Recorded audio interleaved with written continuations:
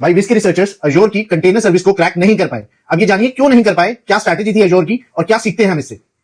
कल मैंने इस वीडियो में आपको बताया था कि एनवीडिया के जीपीयू को कैसे एक्सप्लॉइट करा था विस्की रिसर्चर्स ने। आज इसी टेक्निक को यूज करके इन्होंने एक्सप्लॉइट करने की कोशिश करी अजोर कंटेनर इंस्टेंस सर्विस, और क्या हुआ ये जानते हैं इस वीडियो के एंड में।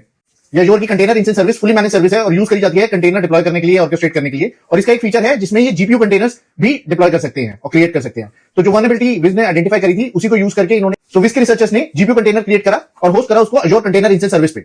अब इन्होंने फाइल सिस्टम का एक्सेस ले लिया, वहां से इन्होंने कोड एग्जीक्यूशन का एक्सेस ले लिया, पर अभी इनको जानना था कि अब ये कंटेनर तो हमने डिप्लॉय कर दिया, अब इसके साथ क्या इंटरेस्टिंग फाइल्स हम एक्सेस कर सकते हैं। पहले इन्होंने प्रोसेस एन्यूमरेट करे देखने के लिए कि कस्टमर का कोई और किसी और कस्टमर की इंफॉर्मेशन तो नहीं है, पर इन्हें वहां पे नहीं मिली। इसका मतलब कंटेनर इंस्टेंस इनके टेनेंट के लिए डेडिकेटेड था।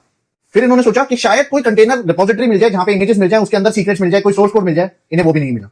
पर ये था तो कुबरनेटिस क्लस्टर, तो इन्होंने सोचा K8 की क्रेडेंशियल्स मिल जाए, एपीआई सर्वर तक कॉल करने का कोई रास्ता मिल जाए, पर इन्हें वो भी नहीं मिला। तो एज यूजुअल पहले की तरह इन्होंने एक प्रिविलेज कंटेनर स्पिन अप करा और उससे kubectl get नोड्स की कमांड चलाई।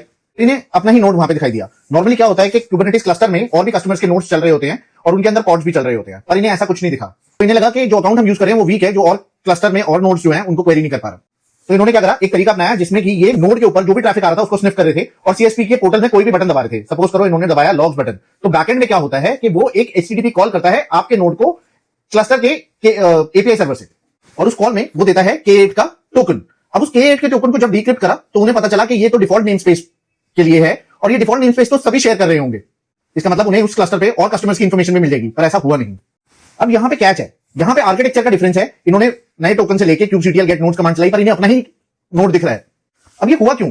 क्योंकि अजोर ने कंटेनर इंस्टेंस सर्विस में एक बड़ी मैजिकल चीज बना रखी थी और बहुत डिफरेंट थी, वो था वर्चुअल एपीआई सर्वर। अब ये वर्चुअल एपीआई सर्वर क्या था और इसका काम क्या था वो समझते हैं। अब क्लस्टर के सारे नोड्स कनेक्टेड थे इस वर्चुअल एपीआई सर्वर से, सो kubectl get नोड की कमांड जब भी आप चलाओगे उस कमांड को फिल्टर करेगी ये वर्चुअल एपीआई सर्वर। अगर वो वैलिड कमांड है, सही नोड से आ रही है, तो सही K8 के एपीआई सर्वर के पास जाएगी। अगर वो इनवैलिड है तो वो डिसअलाउ हो जाएगी। और उससे भी जरूरी इंफॉर्मेशन कि अगर वो कमांड वैलिड है, जैसे हमें टोकन मिल गया था K8 का, उससे हमने K8 के एपीआई सर्वर पे कमांड चलाई तो उन्होंने इंफॉर्मेशन तो दी पर हमारे ही नोड की और किसी कस्टमर के नोड की इंफॉर्मेशन नहीं दी। So despite of escaping container, getting on to the host, escalating the privileges, bypassing the network isolation, कुछ भी काम नहीं करा। इसे बोलते हैं defence in depth strategy from Azor.